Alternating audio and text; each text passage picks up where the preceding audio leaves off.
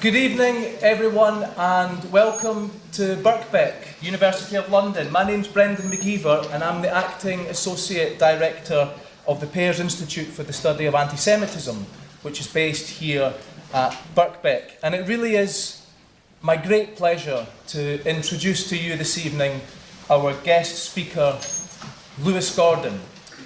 Lewis Gordon is Professor of Philosophy at the University of Connecticut, where he holds affiliations in Jewish Studies and Caribbean and Latin American Studies. He is an Afro-Jewish political thinker and a renowned public intellectual whose works span many fields, from philosophy to social theory and from cosmology to decolonization and liberation. He is the author of several books, 18, I believe. Most recent of those 18 books are Journeys in Caribbean Thought, which was co-edited with Jane Anna Gordon and others, published in 2016 by Rowman and Littlefield. This year, Geopolitics and Decolonization, Perspectives from the Global South, a book co-written with Fernanda Friso Bragato, was published, again by Rowman and Littlefield. And not content with one book in 2018, there is another book coming out this year, to be published this time by Penguin, and it is entitled Fear of a Black Consciousness. Now, in addition to all of this, Professor Gordon is also a musician, playing drums in a variety of jazz and blues bands in the New England area of the United States. Tonight, however, the subject of Professor Gordon's lecture is Jews of Colour, Race and Afro-Jewishness. And it's an event that we are particularly pleased to be hosting.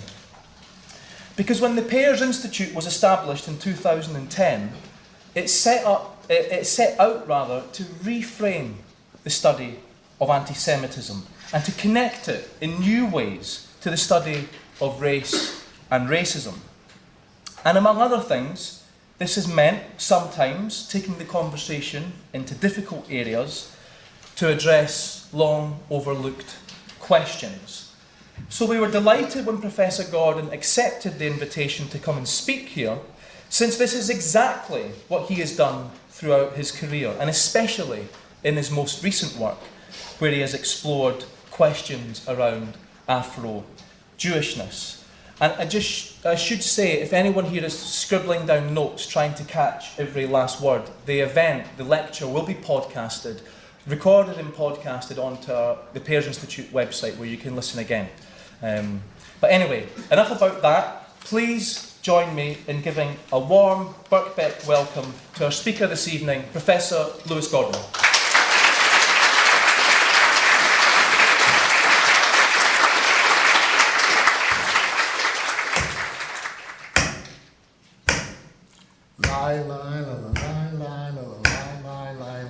Come on, y'all, clap. Yeah, yeah, get into it. Relax. Here we are. You could even go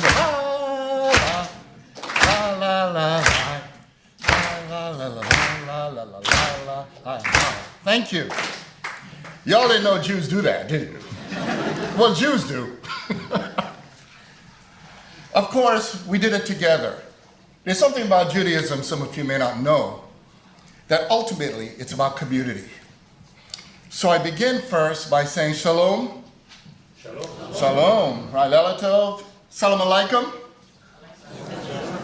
Yeah.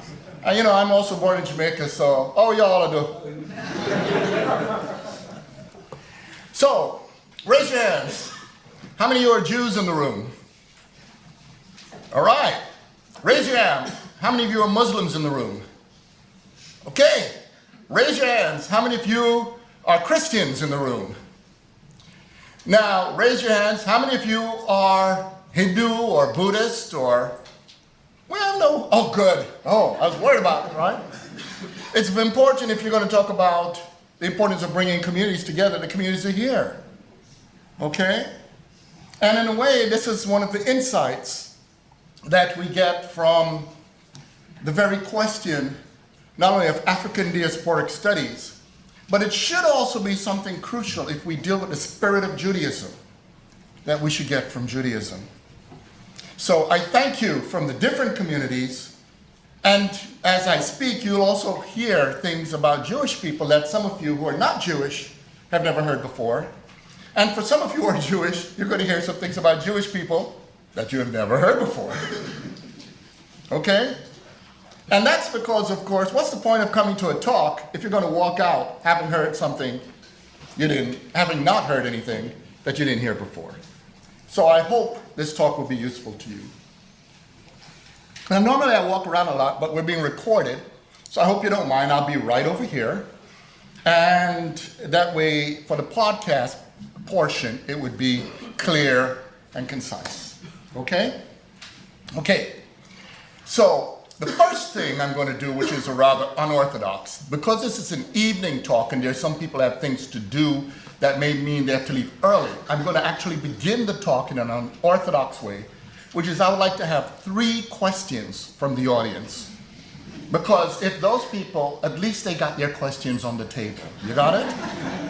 Yeah, no, isn't it frustrating when you go to a talk and you're like, I had a question, but I had to leave? So please say your name since it's being broadcasted. And just 3 people, if you don't mind. Just raise your hand. Oh, right behind you. Right. Please say your name. Hi, my name is June Lewis, International Decade for People of African Descent Coalition UK. Thank you for this. We in the UK do not promote the word Afro. We promote the word Afri. So why do we use the word Afro for a hairstyle and not Afri for African? Oh. Okay, that's the first one. Okay, there's a hand up down here. My name is Peter. Oh, wait, for the mic, so for the podcast.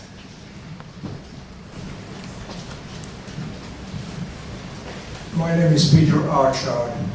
Why did you not ask the audience who amongst us is an atheist? Very good question. We have a third. Good evening, my name is Mike.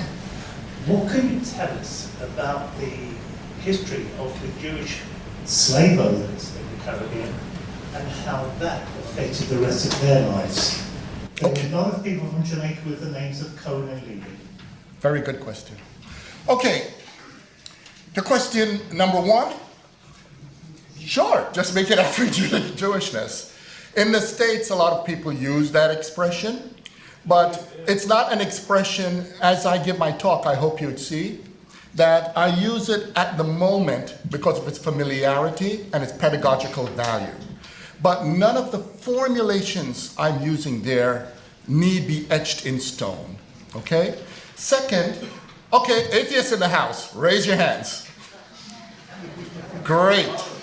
Now here's the part, the reason I didn't right away is later in the talk, there's something that always bug out people who are non-Jews, is when they find out they're Jewish atheists. And I was saving that for, but it's fine if we say it earlier. And in terms of the question of enslavement in the Caribbean, that will connect to my talk a little later. But the short answer, as we know, is that, and what I'll say in advance, is I have no interest in romanticizing or creating a singular, essentialist, negative picture of any community. I talk about human beings, and human beings are complicated with contradictions. And one of the problems we have in the world today is that we have so collapsed into a form of moralism when we speak that we attempt to purge people from the world instead of communicating with them to have a consciousness that may actually create a better political and social situation. And so when I do bring up things that are negative, their purpose, I hope, would facilitate understanding. Okay? So good, thank you for your questions. Now, one of the things I'll say to begin with is that I'm going to speak a short time because I want to hear a lot from many of you. And please look at this talk that was graciously put together by the Pearce Institute as the beginning of a conversation that I hope will be constructive in the UK. Because I come to the UK often, I gotta tell you, when I look, I've spoken actually, particularly in Manchester, I've spoken at a shul, that's what we call temple or synagogue. And a lot of the conversations are not very constructive here. And they're, in truth, not very constructive in most places. Because you already know there's going to be a source of things that are very controversial. Once you see the word race, and you see the word Jews, and we've already been dealing with each part, okay? So look at this as a beginning talk. I hope to come in the future. We have more conversations and other people who do work like this will come, okay? So to get to the point, the first thing I have to say is there's nothing remarkable about being black and Jewish. There's nothing remarkable at all. However, something has happened to the world that has made it such that it's treated as something unusual and remarkable. And once we begin to talk about what that is, we can understand how we, in many ways, can be led down blind alleys to misrepresent ourselves and other people. Throughout my childhood, Jewish people, for me, looked a lot like this room. So it was a non-issue. And when I found, as I got older, and because of my academic work and reputation, I had access to a larger audience, I would bring up being Jewish as just banal. But of course, it's like you're at a hip hop party or a dance party where it's everything's going good. And you say, oh, by the way, I'm Jewish. You know, it's like, you know, right? He starts scratching the record, right? And it's like, well, I'm like, what's going on? And I had to deal with certain things where I had to address a profound level of ignorance around Jewish people and Jewish communities. To give you an example, I gave a talk in Salvador, Brazil, and a similar thing happened, and they claimed that some of the scholars in my audience, there were no Jewish people there. You know, much less even talk about black and Jewish. I said, they wanted me to talk about Jews, but I said, you know what, I'm here to talk about another issue. How about we have a talk on Jews 3 days later, and you know, we could do it. So I went out to the streets of Salvador. And now this is controversial, but I'll explain to you what it is. I turned on my Judar, okay? And so I went in the streets and literally walked up to people, are you Jewish? And they're like, yeah, but there's a funny moment, like, yeah, how do you know? Because not everybody's gonna walk around with a kippah or what people call yarmulke. I saw a dark-skinned black woman by a ticket counter. We had that kind of like eye moment. I walked up, are you Jewish? And she took out her Magen David, Star of David. So when I started the talk a few days later, I said, you know, for a place that has no Jews, there's sure a lot going on walking around the city. To make things even more complicated, I gave a talk in Cachoeira, Brazil, and Broad Street there, its original name was, are you ready? Jew Street. And to give you an idea of the history of there, they changed it to Goat Street, and then Broad Street. But that's Brazil. Many of you know, I created a center in Philadelphia called the Center, and it was called for Afro-Jewish Studies. We could call it Afro-Jewish Studies, but that's what it was called. And when you do something like that, of course, certain people come around. And among them were people called journalists. And I had a wonderful conversation with a journalist, and as she asked the question, when people see that first, she said, okay, so is this a center for black-Jewish relations? Now, whenever you do anything with race and you hear relations, you know you're in trouble. You know, race relations is one of the biggest ways of avoiding actually dealing with race issues. You know? No, I said, no, it's not race relations. She said, oh, it's about blacks and Jews? I said, no. She said, well, what is it? And then I had to drop the bomb. Black Jews. And she said, black Jews? And you know, her response was, are there any? And I said, you know, there's a different question you could ask. And she said, what? I said, well, first, once you ask, are there any, the first thing you're going to ask is, if I explain to you, you're going to say, how did they become Jews? Okay, or, you know, and who are they? And this was a white Jewish woman. And I said, but you know, if you actually know history about race and about Judaism, the real question you should be asking is, how are there white Jews? See, there's something about Jews a lot of people don't know. Calling Jewish people white has been a very recent phenomenon. Okay? So that's the real question. So something has submerged the history of Jewish people. And this is a short talk tonight, and I'll gladly come back for the longer version of that specific issue. But in that submergence, implicit in the idea, the very question, how did black Jews become Jews, is the presupposition that Jews were not black. You see? And that wouldn't really be bad if you took the position that Jews were a separate category of people with many hues and tones. But the way people say, how did they become Jews, it has hidden in it in the presupposition that Jews, qua Jews, are white. So that's why I say the real question is, well, how did white Jews pop up? Now, again, this is a shorter talk, so I'm going to outline just 3 basic things. In a very short summary, I'm going to summarize how white Jews popped up. The second part I'm going to do is just talk about not only black Jews, but many Jews of color. And the third part, I'm going to talk about something normative and very positive, which is internal to Jewish people, how we, even those of us in conflict, see ourselves. Okay? Because people are used to just talking about Jewish people, especially in this country, in the negative. To the point where even Jewish people forget that there are actually cool things about being Jewish. So I'm going to talk about those 3. Okay? Okay. And the other thing I'm going to start with is when I brought up to that reporter that, you know, interestingly enough, when you say the word black, it makes you ask different questions than if you say the word white.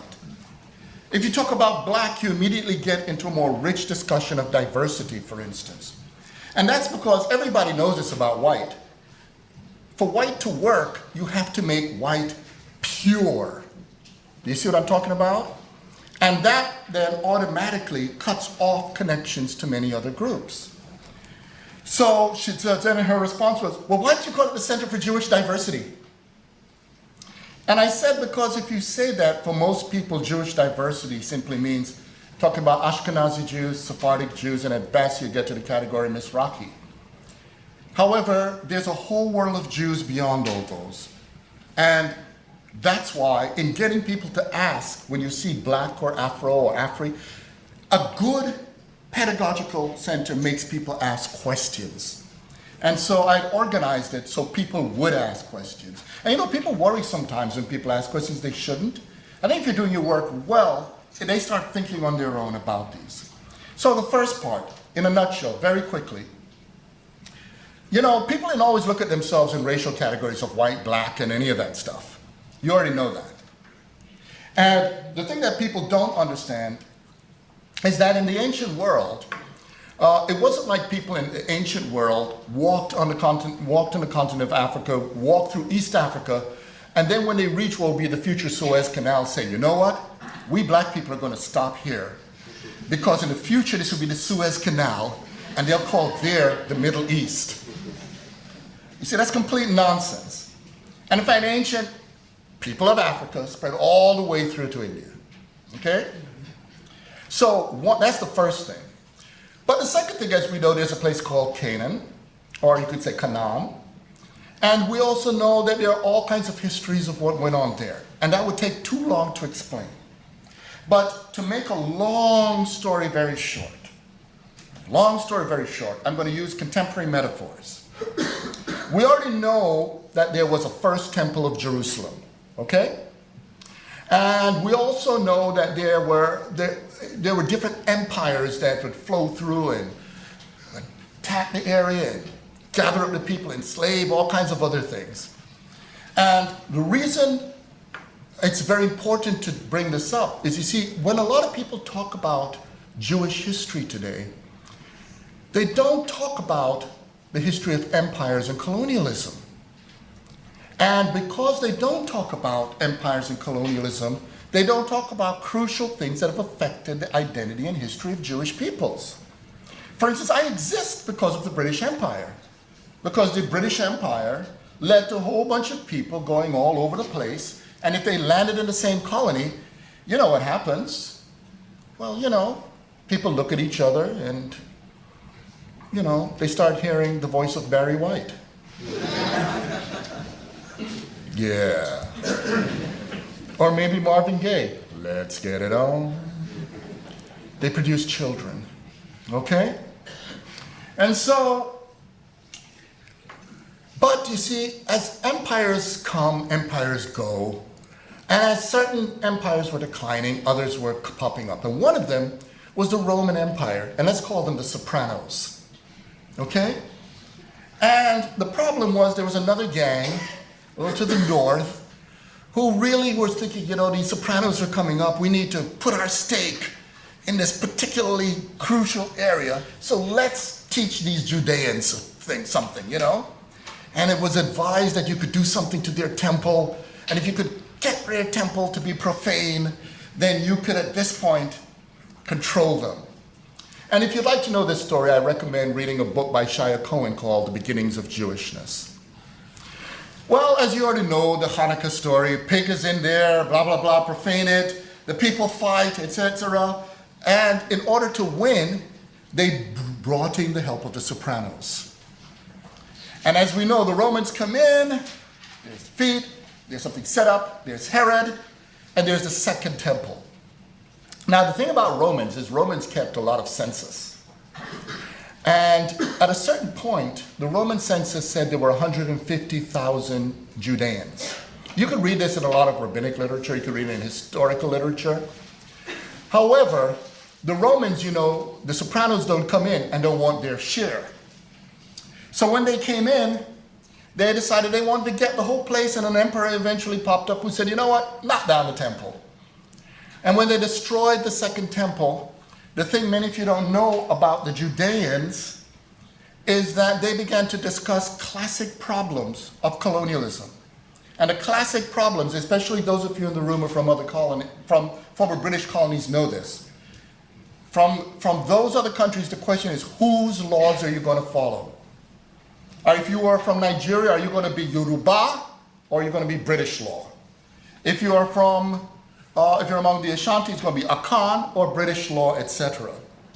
And these debates went around, but one thing happened was that early group of debates and people were forming were proselytizers. And I'm not kidding. The Roman census show that within 150 years after the fall of the Second Temple, guess how many now people called Jews were in the Roman Empire? 8 million. Now, I know we're to be fruitful and multiply. Yeah, they were proselytizers. But here's the crucial thing to bear in mind. Rome, the Roman Empire, went as far south as the beginning of the Sahara, as far north as Britannia, went all the way into West Asia. So what race were these people? You see how stupid that question is? It's like asking, what race is this room? It's a dumb question. If you go and look at frescoes, you go to museums here, Romans, except for this tragedy of how they're portrayed on BBC television, were multiracial people. You got it?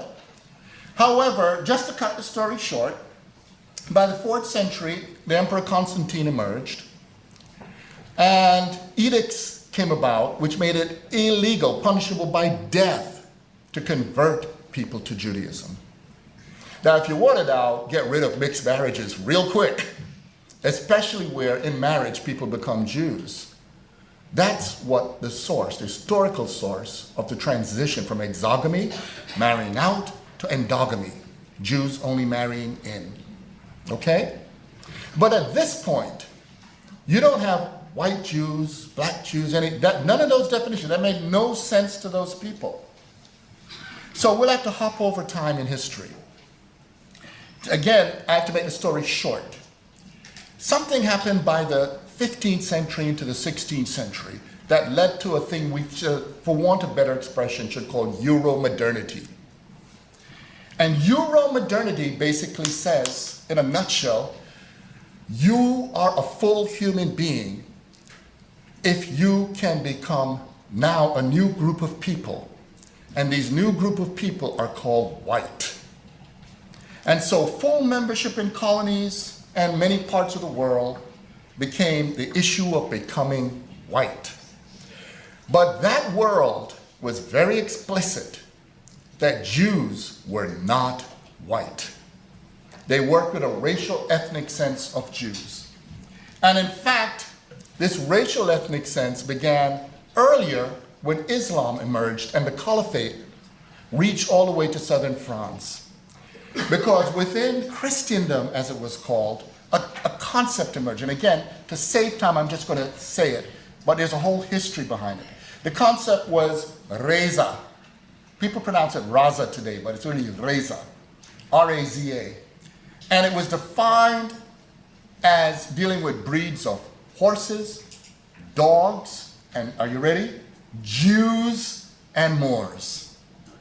So Afro-Muslims and Jewish people were the designations of Reza. And this is crucial because Reza is the concept that became race. You got it?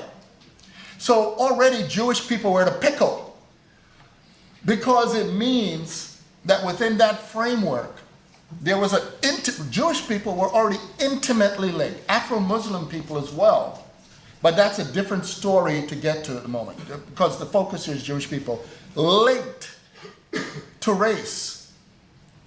And because of that link to race, and because Christendom was setting the framework for the construction of whiteness, then you could see why Jewish people outside of that were now the category color. And that's why already, before, just in even the first part, we say Jews of color, that's redundant. Because Jews were just originally color. You see? However, a more complicated story emerged in which in the colonies, as this race whiteness thing began to be pushed, the colonies, in their effort to destroy indigenous peoples, enslave other peoples, really found themselves constantly with a shortage of white people. So different people in different places who were not white enough could go to the colonies and become whiter, if not white enough. And among those people were varieties of people who were Jewish, which is related to the earlier question. And these people, even on Columbus's ship, all the way through, at the time, are not thinking of their future as becoming white at all. To make matters even more complicated, Euromodernity, you notice I said the word modernity? Euromodernity had added another element. And this is connected to pogroms, it's connected to eventually Shoah, what we call Holocaust, and these other things. Because you see, the emergence of whiteness also and modernness meant that the people who belong in the future, because remember Christianity had an eschatology, right? The people who belong in the future increasingly became articulated as white. So that means if you can belong in the future, if and only if you're white, it meant you had to figure out a way in the present to be white so your descendants could belong in the future. Of course, this led to something also catastrophic with Jewish studies, Jewish history. I wrote a funny essay for American Jewish history called Rarely Kosher. And it's available online, you could easily see it. And a lot of my Jewish writings are in French for a variety of reasons. One of them is, some years ago I decided to practice my French, so I committed myself to writing 3 articles a year in French. And anyway, I have to make them available in English. But the short answer is, how are you white in the present if you weren't white in the past? And so people began to rewrite their past. And this rewriting of the past began to create the presupposition of a white Jewish future through a white present, which meant rewriting the Jewish past. Okay? And this happens a lot.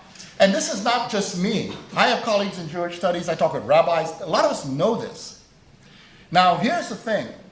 In some colonies like those in the Americas, but also places like Australia and others, it wasn't just about becoming white.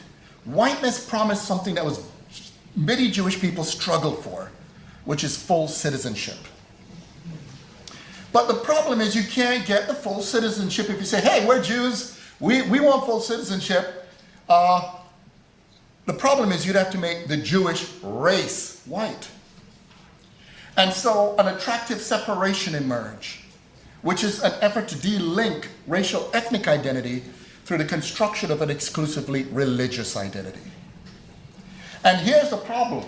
In Jewish families, such as my own or many of you in this room, the problem is the families were morphologically broad, from dark to light, etc. But a process began of separating Jewish communities. And in that process, more and more that there became an investment in becoming white, it also began to affect Judaism.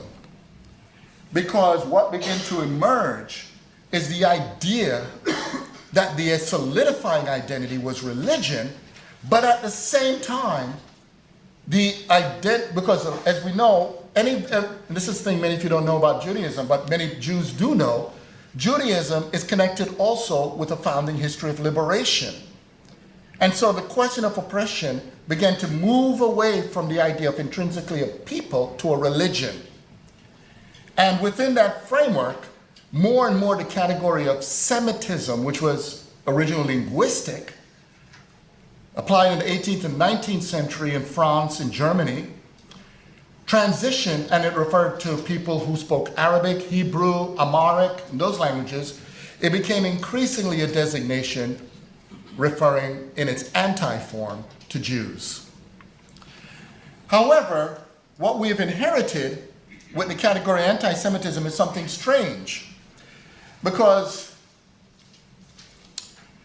one thing I can tell you about anti-Semites is most anti-Semites don't know squat about Jewish religion. They don't know anything about it. When all said and done, it's not the religion they hate Jews. So one of the things where I differ from many people on this issue is, you see, there's an effort to eat one's cake and have it too. If you can have the investment of a religious category, then you could pretend your racial category is something else and then call your racial category white. However, the people who hate you because you're not white. And so when they hate Jews, I actually take the position that anti-Semitism is a racism. And that's a controversial position, but it's a crucial one. But when I say race, we have to remember, I don't use race as something that does not have a diverse level of members in them. You know, people who hate black people also know they're black people who could look very light or very dark. Okay? So the construction of white Jews then is connected to this very notion that to belong in the future is to become white. However, not only did it rewrite Jewish history, but it rewrote the history of Jews from many other parts of the world. Because now, if Jews past become white, now you have the problem, how did these Jews of color come about? And they had no idea they were Jews of color until people say, how did you get here? And this began to create a fiction. The fiction was, if you meet people who are Jews of color, they must have entered modernity through Christianity. And the presupposition that it was enslavement that brought them through. And within that framework, they then decide or convert to become Jewish. So once we have that story, I'm going to quickly outline another story. The other story now is what I call the unremarkable story. So we start with story one. A lot of I'll talk about black Jews, but I'll mention other Jews in the framework. You show up if you're a black Jew, or you're, get this, a Native American Jew, or if you're a Filipino Jew, or an Indian Jew, an East Indian Jew, or a Pakistani Jew, if you are a Yemeni, whatever Jew you may choose. You show up, and people would ask how you become did you become Jewish, which is already a presupposition that you're not originally Jewish. And if you say, well, I converted, for the person who's invested in whiteness, there is exhale. Okay. Now, of course, never mind that the persons who are white are highly likely, given 8 billion people popped up, are descended from people who converted. It's always hilarious to me when many European Jews do those DNA tests, because they want to get that proof. And especially mitochondrial DNA, because as you know, Jewish identity is linked to the next example. They often find out they have no mitochondrial DNA connection to North Africa, what we call the Middle East, West Asia, East Africa. It's just all European. And then they get very quiet. Okay? But let's get to the second category. How are you Jewish? Well, my mother was Jewish. Okay, now at that moment, you know, if your mother's Jewish, you are Jewish. However, at that moment, for the person who's investing in whiteness, because I'm using black because black connects to race in many ways that's just so intense. Let's just use black for now, okay? Then the question is, your mother was Jewish? Yeah, where did your mother come from? If you say, oh, my mother came from Germany or Poland, then there is exhale. Oh, so your mother was an Ashkenazi, right? And they're Jews like that, because as we know, I already said, when people meet, sometimes they hear Barry White. So you could be a European Jewish woman, and you could have fell in love with a man of African descent and had a child. There are also those like Lenny Kravitz, whose father was Ashkenazi Jewish, and his mother was African descent. And that's a little different. If you're in Reform Judaism, the main point is if you're raised Jewish and you go through, you become a bar mitzvah, that'll work. With his ex-wife, Lisa Bonet, and that if you don't know she was Jewish, her mother was Jewish. And so, yeah, Lisa Bonet from the Cosby Show. Now, I know we shouldn't say the word Cosby these days. I'm sorry. But, I know we want to keep things cool, but okay. No, but Lisa Bonet, yeah, she was Jewish. And there are many others I can name. But anyway, at that moment, if they hear that, there's the exhale. But then you get to the next one. Are you Jewish? Yeah. Was your mother Jewish? Yeah. Where did she come from? Oh, she came from Barbados. Well, where did her mother come from? Okay? Now, if they hear her mother came from Spain or, Poland or somewhere, then there's an exhale. But what if the answer is, oh, well, it turned out to have been Ghana or Nigeria? Now, there's like, let's talk. Now, here's the thing I have to tell you straight up. One of the things you have to know about the history of Jewish people, I already told you that Jewish people moved according to empires. If you go wherever there are empires, that moves people around. And people have a variety of reasons. Sometimes they're fleeing persecution, sometimes they're seeking better lives, whatever it may be. But the bottom line is, as long as there are trade routes, people will move there. And Africa is often stereotyped. People don't understand that Africa is a vast system of trade networks. And along those networks were Jewish peoples. Okay? And again, there are people who study those histories, and not just Africa. Asia is a similar thing. So along those networks, that's where you get not only varieties of African Jews, but you also have people who are from First Temple period, Second Temple periods along India. There are Kaifeng Jews of China, for instance. There are Koshin Jews in India, if you go to Kerala. There are Jews who are Yemeni Jews who went along the coast of Africa. If you go to South Africa today, they always say Jews came there in the late 19th century. It's total bunk. That's where European Jews came. Yemeni Jews were around South Africa, Zimbabwe, and those areas for 1,000 years. And many of them, their descendants, some Jewish people, when they don't use the term Jewish in their descendants, they call themselves Lemba and other communities. Okay, so one of the things is just like the word synagogue isn't a Jewish word. Okay, that's a Greek word. In the past, if you have no reason to doubt your Jewish identity, you'll use the local language. I'll tell you a little funny thing. Everywhere I go, I look up local Jewish stuff. And when I went to South Africa, not just there, different parts of the world, I go to what we could, for want of a better expression, call the white synagogues. And I go and look at their histories, and they're rather fascinating. If you look at their histories prior to the late 40s, the head of the congregation was often called reverend or pastor, not rabbi. A lot of people began to rewrite their past for rabbi. And in some places, they didn't use the word synagogue or temple or shul, they put church. So, and that's because they had no reason to question their identity. They knew their community, they had minions, they knew who they were. So that's another set. And then you have the more complicated thing. Even among those, even if you're going to say your mother was Jewish or blah, blah, blah, which kind of Jew? Was your mother Orthodox, ultra-Orthodox, Reform, Reconstruction? Was it Sephardic, Mizrahi? What was it? You see what I'm saying? So already, we have to deal with so much just to talk about a Jew of color that's already there in Judaism. So there's another part of the conversation I have with journalists often. They often at that point say, oh, wait a minute. So that means Jewish diversity isn't new. You see what I'm getting at? What is new is the erasure of Jewish diversity. I put it this way. You ever gone to a white family reunion?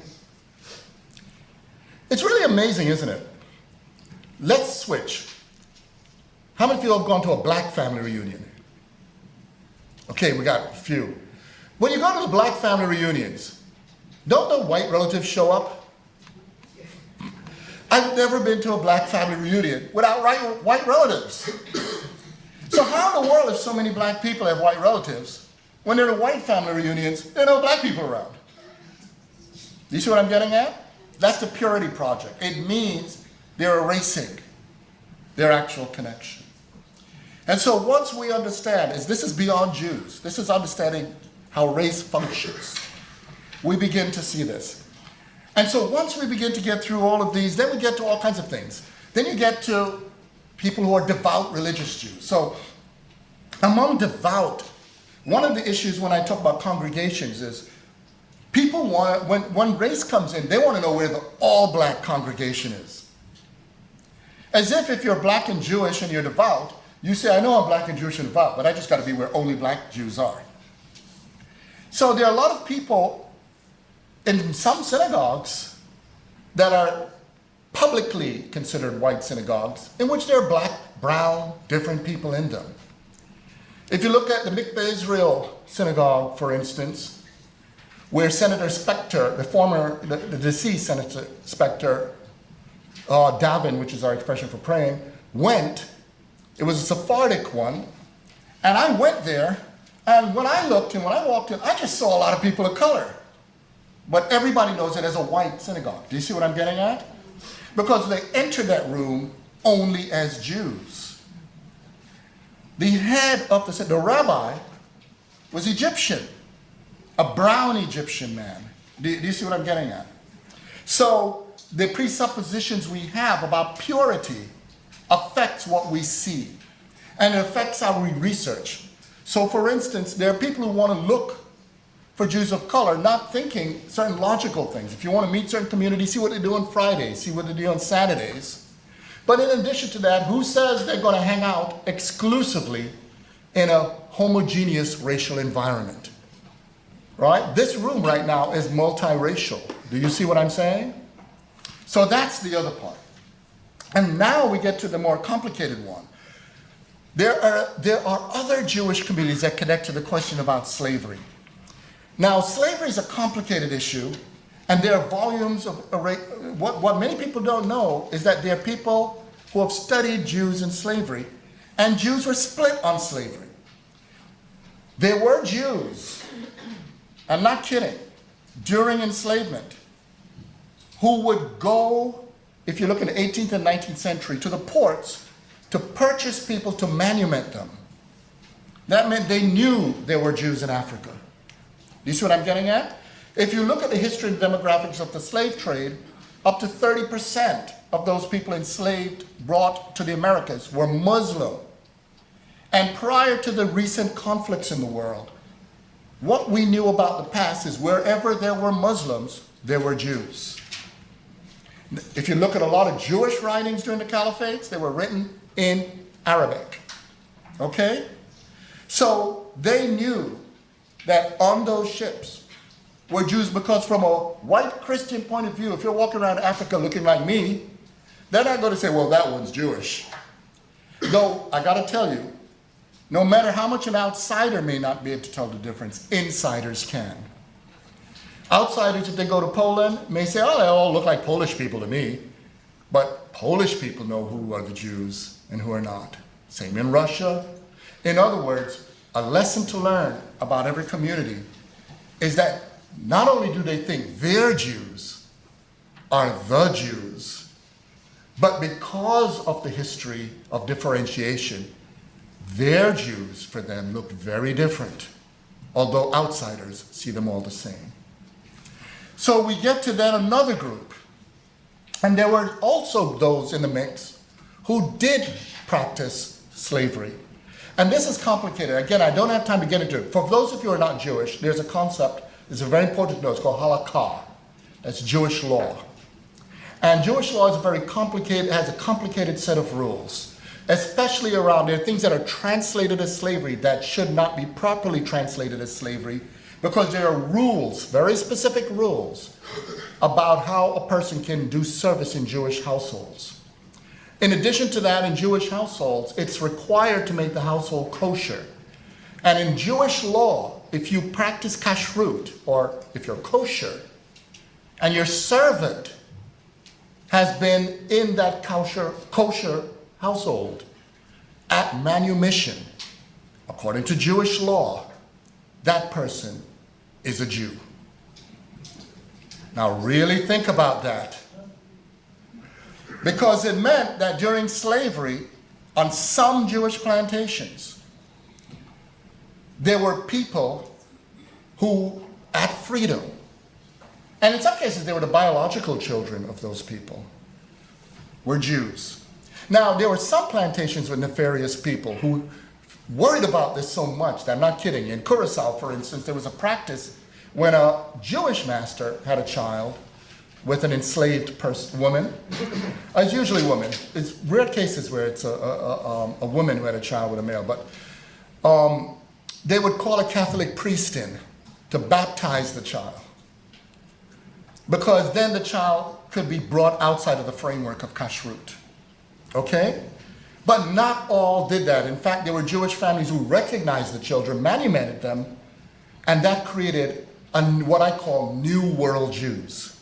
You got it? And in the Americas, those New World Jews, that's another set of Jews, their only way of life was Jewish. Everything they did was Jewish. And when they were freed, I always have to put a quotation mark, because you could be no longer enslaved, yet not quite free. Okay? Those people were supposedly freed, but in a world that practiced racial segregation. So they tended to stay among themselves, and they began to practice their creolized form of Judaism. Now, I have to say one thing straight up. Most Judaism is creolized. And that's because wherever Jews go, we adapt things, we make things Jewish. I'm a critic of cultural authenticity. In fact, my position is the most authentic thing for a human being is inauthenticity. And because there are a lot of things you associate with Jews as Jewish that were not historically Jewish. For instance, if you think of a Jewish wedding, you think of stepping on the glass. Well, sorry to tell you, it was Persian. But here's the thing. Jews brought a Jewish meaning to it. Okay? You can't think of latke. You think of that as Jewish. But potatoes are from Peru. It's from the New World. Okay? Whatever, the different things that were made from different substances. But the point is, Jews made the potato in celebrations, in latke, and now you have a Jewish thing. So it tells you that living Judaism has the capacity to make things Jewish. And I bring this up because, of course, there's the whole history of Talmud and arguments. There's something you may not know about Judaism, but if you ever bump into Jews, you know it immediately. In Judaism, you're supposed to argue. You're supposed to reason, struggle through, and work out a living Judaism. And so, as we begin to think about these complexities, we begin to realize that this living effort of constantly adjusting is one of the things that enabled a continued issue. But there are always people who try to introduce a form of authenticity that rewrites the history into purity. And that usually requires pushing other Jews out, misrepresenting Jewish people, and that is a conflict to deal with. So let me close with a basic observation. We come now to the atheist Jews, the secular Jews. And it's in a world where you presuppose Jews are white. For white secular Jews, they're still part of the Jewish people easily. But there's a double standard. It's as if you're a black Jew, you gotta be hyper-religious. You know, I mean, there's so many, when I look at black religious Jewish communities, there are communities, interestingly enough, for instance, that are conservadox. I guess you figure you'd be orthodox, but you play it safe and say you're also conservative, I don't know, but they're all those. And if you look at the history of a lot of the majority black synagogues, they're rather fascinating histories. For instance, some of the founding rabbis were from East India, some were from the Caribbean, some were from Europe. And when you look in terms of the religious Jewish community, you know, the presumption that many people have, and I'm talking about religious Jews now, is that they seek a kind of recognition. I gotta break it to many of you. The most religious Jews I know, black religious Jews, or Latin American, or say, everything I said could apply to a Native American or an indigenous South Pacific person. They could be, because you know, a lot of those populations are mixed, and their parent could be a Jewish parent. When they're religious, they really don't care what people think of them. Because ultimately they're devout. They're committed, in other words, to what Judaism is about. So I'm going to close with what connects a secular Jew with a religious Jew. I have a good friend. She's a political activist. She's devout. And she says, I never go to shul. I never go to a synagogue. And I said to her, why? And she said, you know what her answer is? She says, because I believe in God. Ooh. Of course, at first that sounds absurd, doesn't it? For a Christian, that would be really weird. But Jews would know exactly what she's talking about. Because you see, when you start Jewish prayer with Baruch Atah Adonai Eloheinu melech haolam. Now translated, you're talking about two sides of God. You're talking about God as a creative force, but you're also talking about God with justice. God as an ethical force.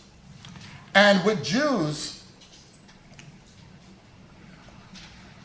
the definition of a Jew ethically, is about taking responsibility for the image of God on earth. But here's the point. For Jews, God doesn't have an image. It's idolatry. Do you see what I'm getting at? That's why, in other words, the ontological notion of God is problematic for Jews. And that notion is such then that ultimately the issue of defending that God is not to be made into an image like a thing, even down to the way we would write certain terms is to make sure it's not a pronoun. All right? When you hear certain terms, you think we're talking about God when we say Baruch Hashem, for instance, but we say the name or that name. And this is very crucial because this sense of responsibility means the secular Jew may say she's saying because she's ethical. When she says she believes in God, she means God is the responsibility, not just for what we call mitzvot, for doing, right, commandments of good things, but literally, the radically understood, the responsibility for responsibility itself. And this is where people who are not Jews don't understand a crucial thing about Jews, and unfortunately some Jews forget this. Because when we talk about Bachar, which is often translated as election, they think what we Jews are saying is we're better than other people. Who are you? I'm Jewish, I'm elected, I'm better. But that's not what it means. It means something extraordinarily terrifying and good. That's why there are many Jewish stories about people fleeing when called by God. Because the real meaning of election, if you're going to take on real ethical responsibility, is you may suffer. It's like a large cry dealing with what you face if you act on the principle of your obligation to your fellow humanity. And so I could tell you for me, although I studied through Jewish ideas, Jewish thought, there are two things, even though I knew a lot of these things in principle. When I was younger, I was actually not very down with Rabbinic Judaism. I was very critical. But there are two things that changed my mind. The first thing that changed my mind is that Rabbinic Judaism introduced certain things that are not biblical, but they brought out the spirit of responsibility. And the first one that did it is death. You know, in the past, Jewish burials were lavish. People were outdoing each other, but it got so expensive that people, when a relative would die, would leave the body and run away to another place. And the rabbis said, there's no dignity in this. And so they got together and agreed that Jewish funerals should be simple. They should meet the principles of kashrut to make sure everybody equally had dignity in death. The second thing, there are others. For me, for instance, Pesach, the Seders, what we do, and that's linked to liberation. But another thing was when my daughter had her bat mitzvah and my son became a bar mitzvah. Because, you know, when you know things about Jews, you can look at all kinds of stuff. You can have your family, friends, and all there.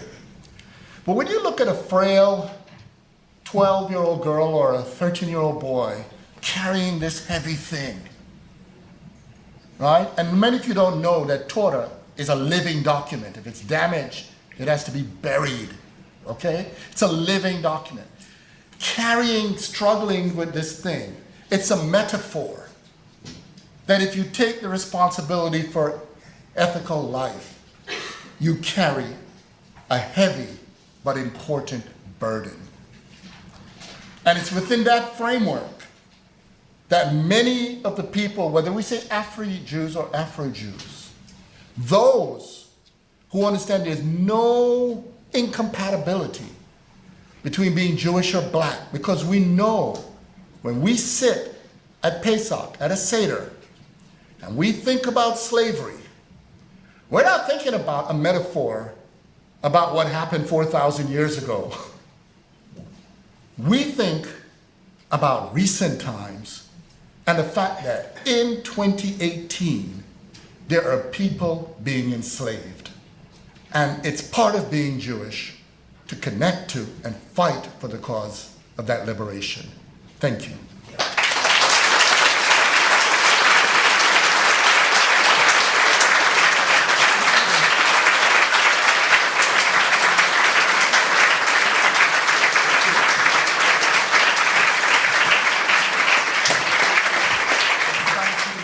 That quite extraordinary lecture. We've got some time now for questions and discussion. Yeah, I'll field it. Sure. Sure? Okay. Okay.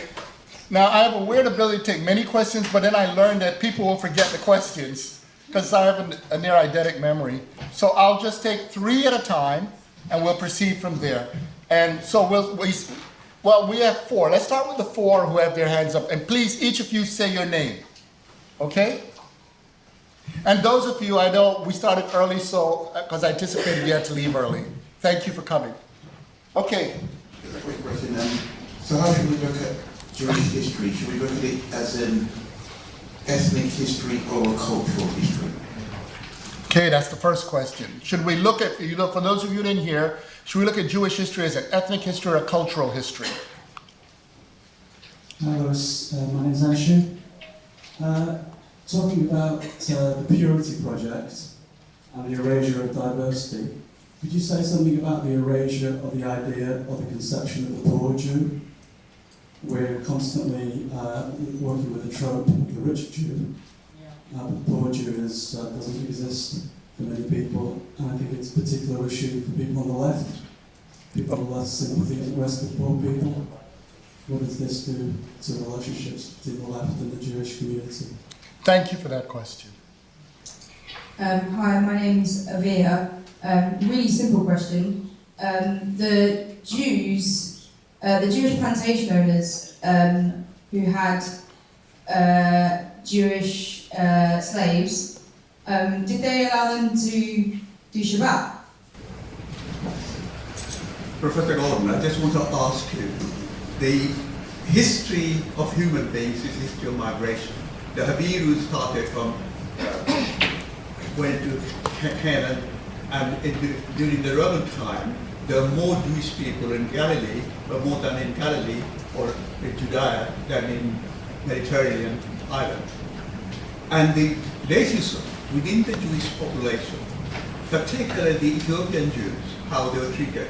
Even 1988, Chief Rabbi Herzog questioned whether they are really Jewish. They have to take an oath and they have to go through all the rituals to prove they're Jewish. In India, Ben Israelite, the racism within the Cochin Jews, the Oriental, was absolutely endemic racism. They're actually what they call it? Anyway, they actually asked the British government that they should be buried separately, not in the same Jewish cemetery. So Judaism, Jewishness is all the time. There's nothing, all these things that happen. So race is becoming a factor. And even in the Old Testament, if the first mention of the dispersion of Jews in Book of Esther, and during the time of the Persian king Ahasuerus, there are 127 different provinces the Jewish people were scattered all over. So there's always a migration. Human history is nothing but history of migration. There's nothing original. The first big English people was a Cheddar man, was a black guy with blue eyes. They're recently found out. So these are all very old arguments nowadays. They are only racist. People talk about that. I want you to talk about the racism within the Jewish people, how the Samaritans, how the Karaites are treated by the Jewish people. Okay.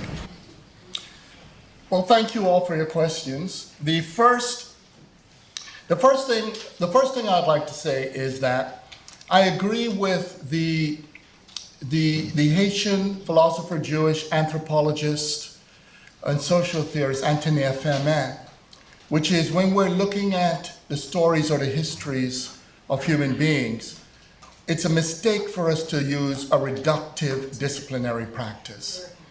And so to the cultural versus ethnic history part, those are part, but there's a lot more. In fact, the story I was telling you, if you may notice, I interweaved many disciplinary perspectives because the human being exceeds the disciplinary resources we have. In short, there's no one disciplinary size that fits all. And so what we have, our task is to bring them together, to bring a portrait that actually comes truer as close as we can to the lived realities of people, okay? So that's the short version there, okay? Now, when we get to one of the things that I was hinting at, remember at the beginning I said, I have no interest in romanticizing any group of people. But there's a tendency with certain groups of people once race comes in to treat one as an exemplar of all. And so it means, in a nutshell, as with any other group of people, just as you have good black people and bad black people, whatever language you want to use, you have that with Jewish people.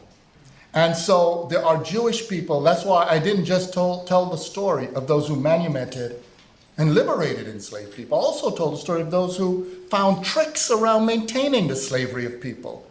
And with Shabbat, that becomes a very crucial thing. Because you see, those who are properly raised within a framework of being kosher, that's different. And that's why in Curacao, for instance, to create the equivalent of a Shabbos Goy was through, if you want to know, that means a non-Jew you use, because there's certain things, if you're Orthodox, you can't do, right, on Shabbat, right? That was the use of the Catholic priests to, in effect, make those people not kosher. So, in other words, that's why when I wrote the essay, Rarely Kosher, I meant it also not only about methodological resources, but also this is a story that's full of things that are good and bad, okay?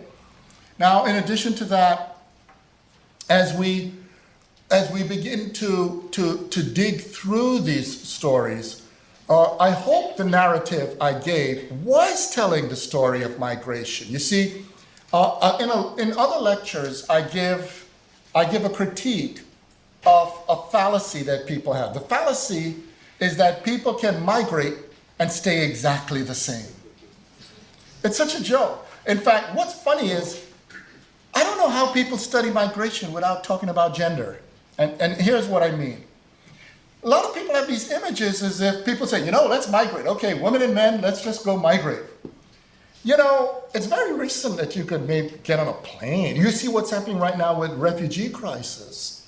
The fact of the matter is that migration for women particularly was highly dangerous, because it was highly likely you would be made a slave in the process of migration. And a lot of people don't know this history. A lot of communities were founded initially by men precisely because of that.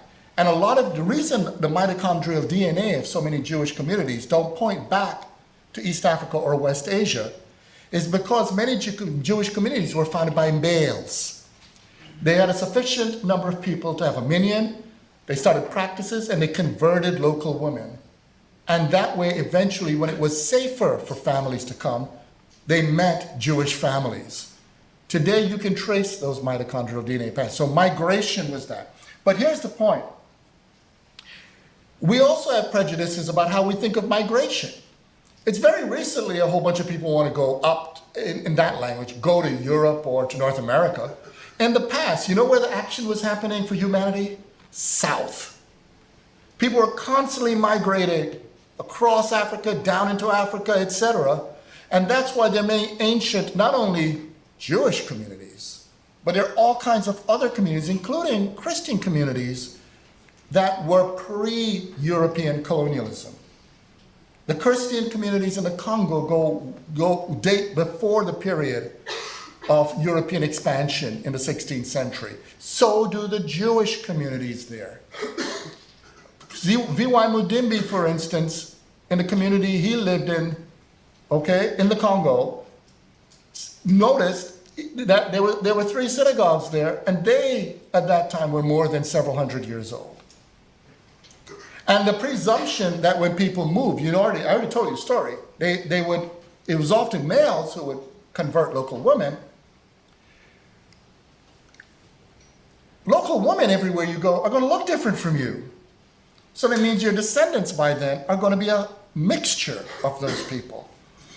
However, because of the way Jewish practices used to be, that was a non-issue because Jews would go wherever there was a hospitable environment for other Jews.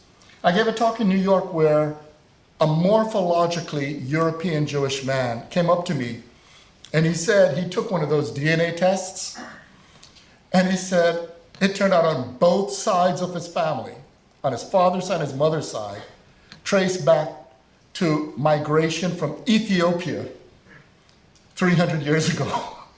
Now really think, he was from Vilna. And for those of you who don't know what Vilna was, Vilna is what I call a Jewish factory. If there's a place that creates a lot of Jews, it's Vilna. And among them, by the way, is a brilliant rabbi, Elijah Solomon. Is one of these people who did everything around Talmud by the time of his becoming a bar mitzvah, bless you. So I'm very proud that because my youngest son, his name is Elijah Solomon. Because my mother's maiden name was Solomon. But within that framework, so that's one history, okay? But I also told a sad story. And the sad story is connected to whiteness. Because you see, I had to hurry. But the short of it is, whiteness is not just whiteness.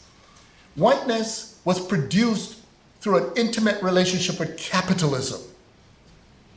And capitalism basically has a premise that you must literally commodify and colonize everything. And so within that framework, there were many historical ways to block Jews from having access historically to capital and property. Okay? However, once whiteness was linked to capital and white Jews as a category emerged, that gave access to capital, but it also gave access to it so long as you can reproduce whiteness. And within that framework, it was not just that black or brown Jews needed to disappear. It meant whiteness as a search for capital began to submerge the reality that most Jews are not rich people. You see what I'm getting at?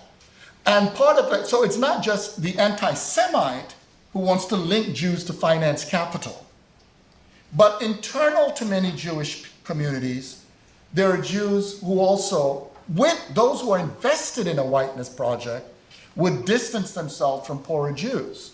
Everywhere I go in the world, I meet Jews who drive cabs. I met Jewish people who are custodial workers. My first copy of the autobiography of Malcolm X was handed to me by Miss Fearman when I was in the 8th grade. Was a white Jewish teacher. She was a school teacher. You know what school teachers make? Okay? But even beyond that, there are all kinds of issues around the question of internal to Jews. If you go into different cities, almost everywhere there are poor areas. There are Jews who are living there. And in fact, there's a lot of history, give you a sense of this, of the history. You know when I talked about those people whose, for instance, maternal line may link back to a European Ashkenazic Jew? When I created the Center for Afro-Jewish Studies, I expected us to go out there, get grants, and go do research and art. You know, it's amazing what happens when you have a website that says Afro-Jewish Studies. Everybody in the world, we were getting 30,000 messages a month. And they would tell their stories. And what's interesting is here's some of the stories some of you may not know, just to give you a sense. If you're from a shtetl, I'm going to talk about European Jews, because to just make the story, you see what I'm saying? Because if I talk about African and other Jews, this part of the story gets more complicated. But let's just make European Jews the story here. If you're poor, you're treated like crap in Europe, and you barely made it to the United States, a lot of those Jews did not come to the United States or different parts of the Americas with a structured race consciousness that mapped onto those areas. Their race consciousness was European race consciousness, which was simple. They hate Jews, okay? So when they landed, the issue for them was where to live. And they often lived wherever it was affordable. And as you all know, contrary to the way a lot of contemporary academic scholarship is unfortunately misrepresenting a lot of history. Historically, poor people just lived in the black neighborhoods. End of story. Same thing with queer issues. The reason there's a long history, today a lot of black communities are presented as homophobic, actually historically that's not so. The safest place to be if you were queer or an outcast was a black community. And in those communities, because a lot of those Jews, it's more recent, there's the hyper-religiosity of Jews because they came from the framework. Remember, for instance, a lot of those people did not even speak Hebrew or even study Hebrew. They spoke their local languages. And within that framework, a lot of them were, in today's language, secular. Or because what they did, they didn't look at as religious. They just looked at it as being Jewish. When as a child, for instance, I didn't look at lighting on Fridays as a ritual religious thing.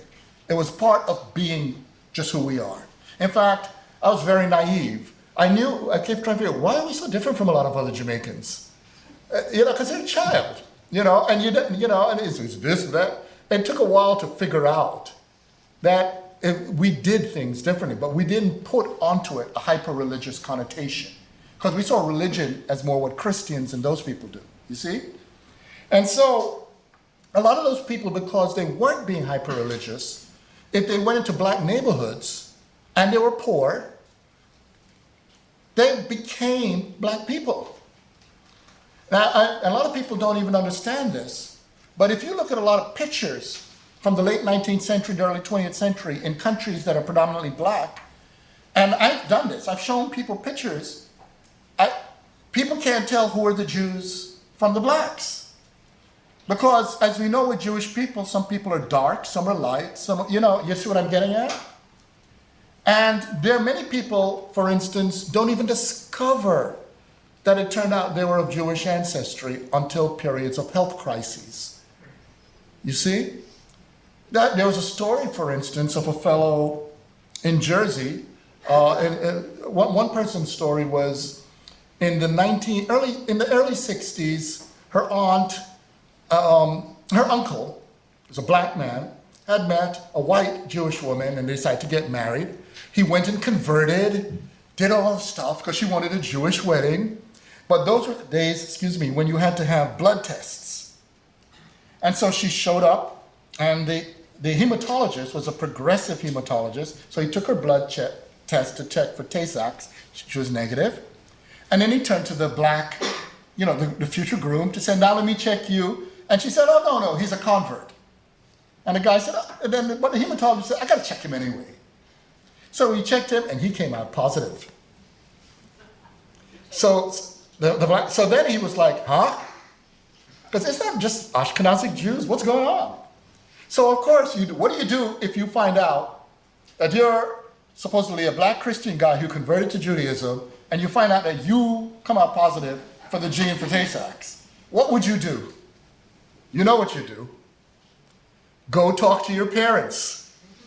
So he goes to his mother and father, and they're like, yo, this happened.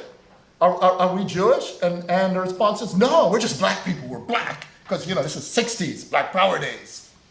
We black. So then he goes and talks to his mother's mother, the grandmother. And she's like, no, man, we black. Now, of course, there's no contradiction with being black and Jewish, but, we're black. However, fortunately, the great-grandmother was alive. And it turned out the great-grandmother and the great-grandfather were from Germany. And when they landed, they were poor, and they moved into Newark, New Jersey. And they quickly acclimated themselves to the black community, and they were just known as light-skinned black people. And they had their child, grandchildren, and so forth. And this raises interesting issues about race, because I know there are debates about transraciality. But it turns out Jewish people are not only a racial ethnic category, but Jewish people have been practicing transraciality for hundreds of years. I have relatives, I know people who are one race in one country, another in another country, and they move on. And they don't lie, it's not that they're hiding. It's just that different countries have different racial designations and people shift. You see? And among those, get to the last question, yes. Unfortunately, the question you're asking is linked to a terrible political reality. And this is why we have to talk about empires, etc. The fact of the matter is, once there is a linkage around questions of whiteness and this investment in whiteness, unfortunately, there are Jewish communities that are split and may imitate and take on or embrace certain forms of whiteness linked also to religious practices. There are a lot of things that's being done today that are called Jewish that were not historically Jewish. They were Christian. And they were linked to the formation of white supremacist Christianity. But it doesn't follow that we have to tolerate it. But it's not going to change by just hoping one day some people wake up as good people. These are issues that require political commitment and struggles to transform because they're clearly wrong actions. The fact of the matter is, whether we're talking about Ethiopian Jews, but not Jews, we could talk about the Abu Yudaya. We could talk about the Lemba, we could talk about many other groups. But even within Jewish communities, there are people, people in the UK, people in France, who have been Jewish all their life and invest in all Jewish causes. And if they don't tote the right line, they're told they're not Jewish in the right way. The truth of the matter is membership can be a deadly political weapon. But these are not things that are resolved simply by stating them. They're resolved by a commitment to transforming them in the very way I told the story of those rabbis' commitment to make sure that people in death and their communities have dignity. Okay. We have 4 more. Okay, everybody, we don't have a great amount of time, so let's get the questions quickly, and I promise I'll just give a very short answer. Yes? Yes. Among the community in India, there is colour important. In Cochin, Canada, there was a Jewish community that was established in the 1970s, and there were white Jews and black Jews. The white Jews were descendants of the so-called descendants of the second destruction, second temple. The black Jews were the local converts of Kerala. Is that distinction between black Jews and white Jews the states at the end due to the colonization by Portuguese and British foreigners there? Okay. The color about that. Okay, let's just get the other 4 questions. At least for the podcast, they'll be on the table. And I'll just try to be very quick, okay? Hello, my surname is actually Samuel, and often when I say my name, there is that assumption, of Jewishness, but I recently found out about the Ibu tribe, who have a long history of, traditional culture, Jewish culture, and who were taken from Nigeria to the Caribbean. There is that connection, with, as you say, with slavery and Jewish people who were taken to the Caribbean. And I suppose the irony is that Jewish banks, and lawyers like Freshfields and Rothschilds, actually helped the British to gain compensation.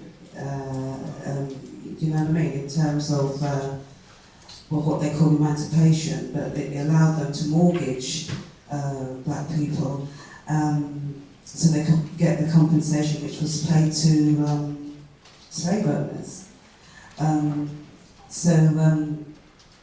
That's just my comment. We're actually finding out more and more about what's called the lost Jews, and there is quite a bit going on in that regard, to finding out about our own heritage, which can actually be traced back to, for example, CAD, the 12 tribes of Judah. Thank you. One more is right over here. My name is Gifford. Thank you, Professor, for your fascinating lecture.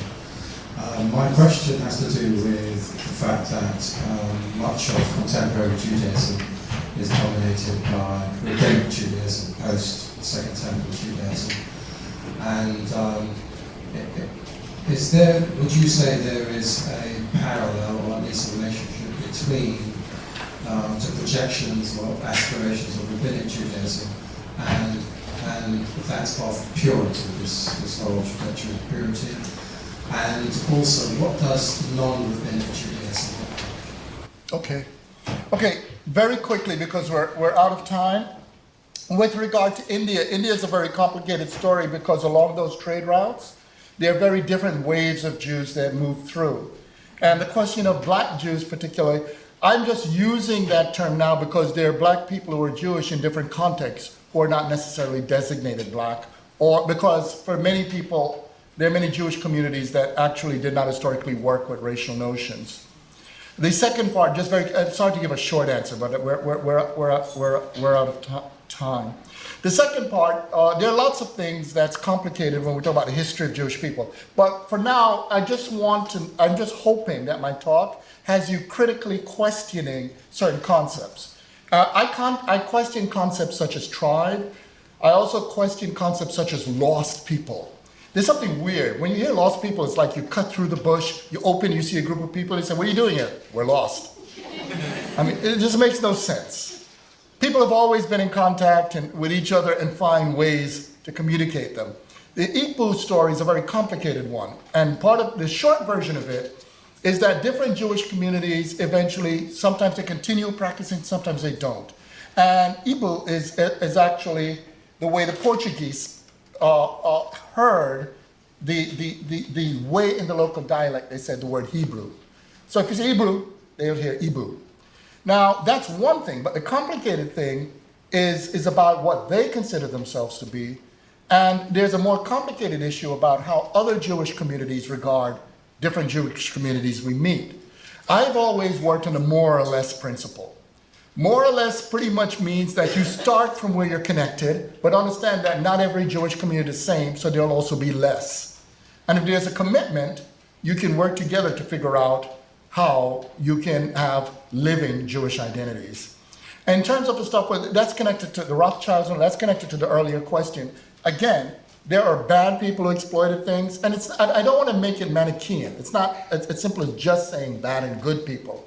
Because the fact is, as I said before, we have to link the question of how capitalism and racialization with a project of whiteness played a very crucial roles. And not always negative roles in the sense of how Jews participated. In some cases, for instance, in many countries, the first recorded Jew in those countries turned out to have been a person who was black. The first recorded Jews in the American colonies was a black man with the name Solomon. And the reason he was recorded,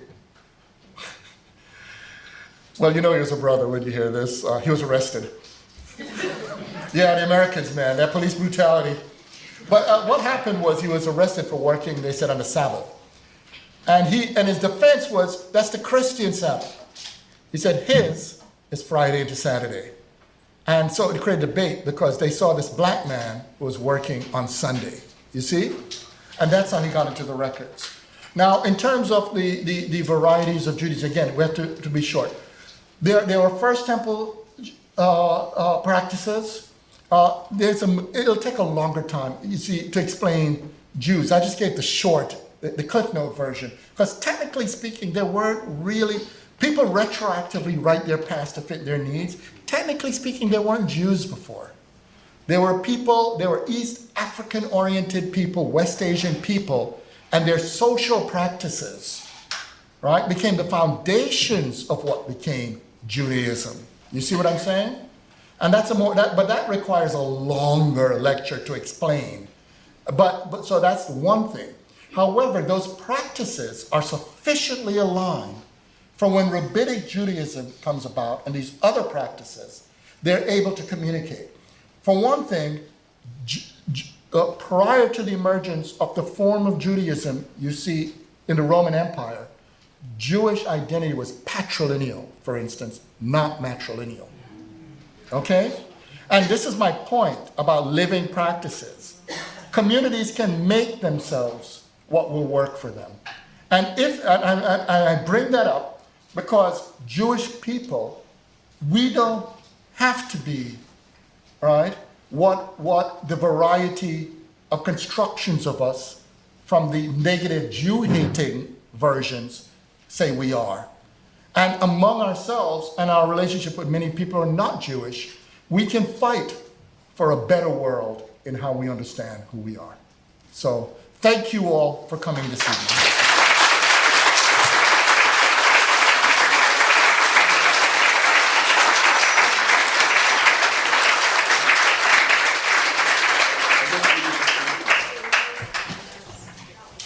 Just before we leave, I just want to thank you, the audience, for coming out on this warm, balmy evening in June. And I want to also thank Lewis Gordon for a really extraordinary lecture. A lecture that spanned the ages, traversed the disciplines, disrupted our conventional ways of thinking, but not just that, he also, I think, offered us resources, new resources and forgotten resources for rethinking how we understand not just race, questions of Jewishness and other related issues, but also so much more as well. So for one last time, please let's thank Professor Lewis Gordon.